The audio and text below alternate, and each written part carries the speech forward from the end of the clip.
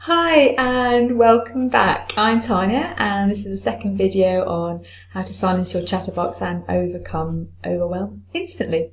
If you haven't already done so, like before, if you'd like to print off your flowchart, and you can run through it as we go through the video, or you can look at it later on.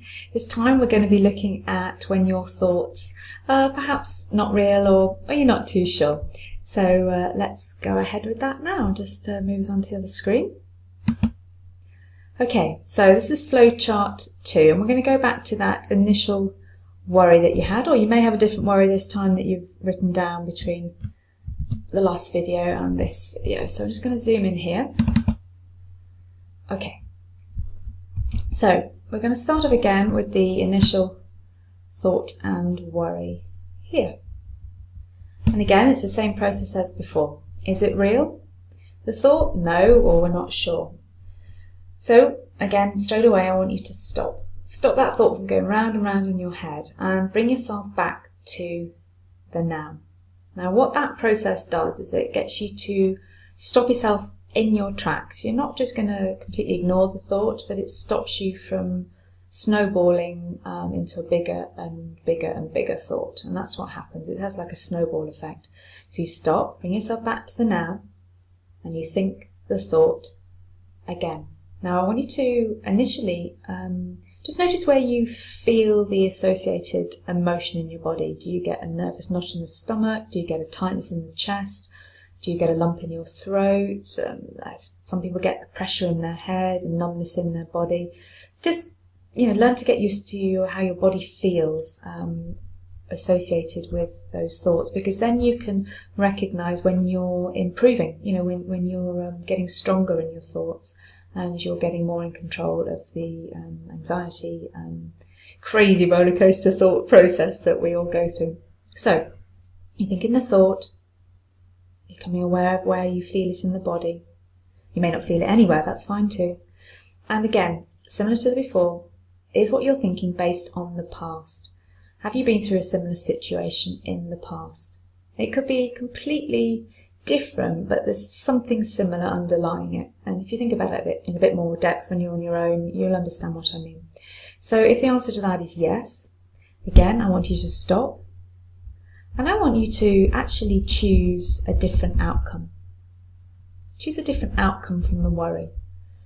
Not, the negative outcome that you're possibly thinking now, but a really positive outcome. So if we go back to the example I used in the other video about not hearing from a friend, and we decided to choose that maybe they were busy, they weren't very well, or they're actually waiting to hear from you. And you're going to trust yourself with this thought. You're not going to go for the negative one, you're going to trust the positive one. And you bring yourself back to the now and get on with what you're doing.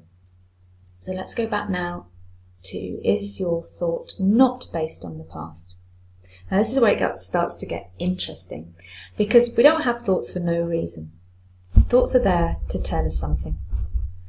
Now it's understanding what they're telling you that's the issue, but hey, it's all fun. So go back to it. Is it based on the past? No.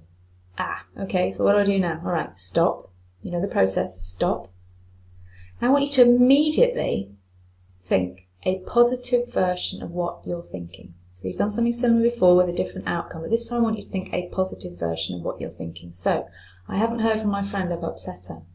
Immediately, I haven't heard from my friend, I hope she's okay. Or I haven't heard from my friend, gosh, she must be really busy.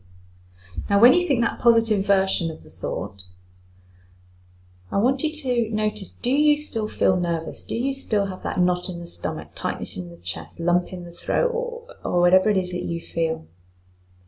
If your answer then is no, then you have got clarity on your thoughts. So just follow the chart along, down from think positive version, still feel nervous? No. Okay, well that means you have clarity on what you're thinking. It means what you're thinking is real.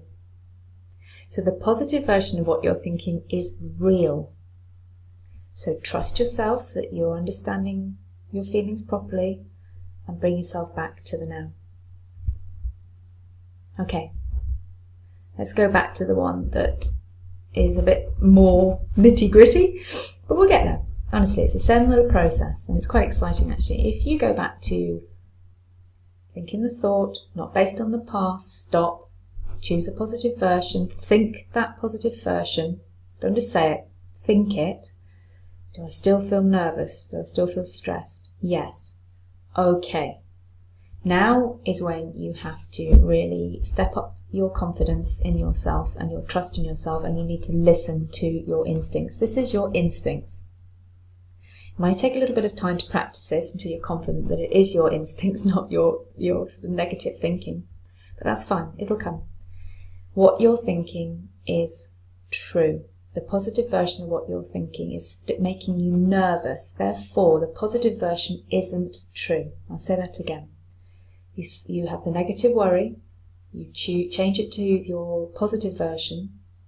But that positive version still actually makes you feel nervous, which means that the positive version isn't true. So your original thought was true.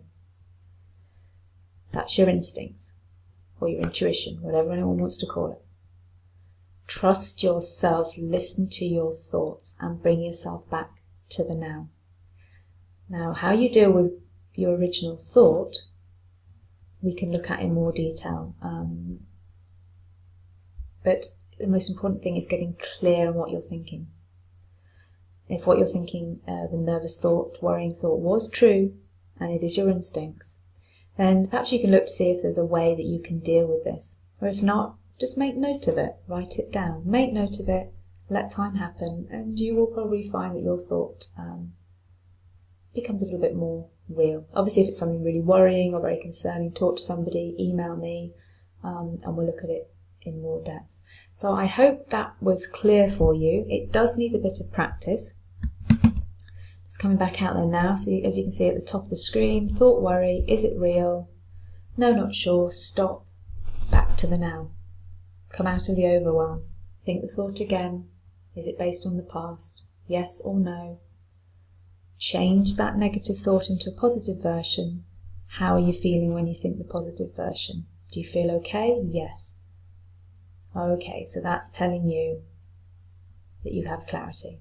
If you still feel nervous, then that's telling you the positive version isn't true. So your original thought was real.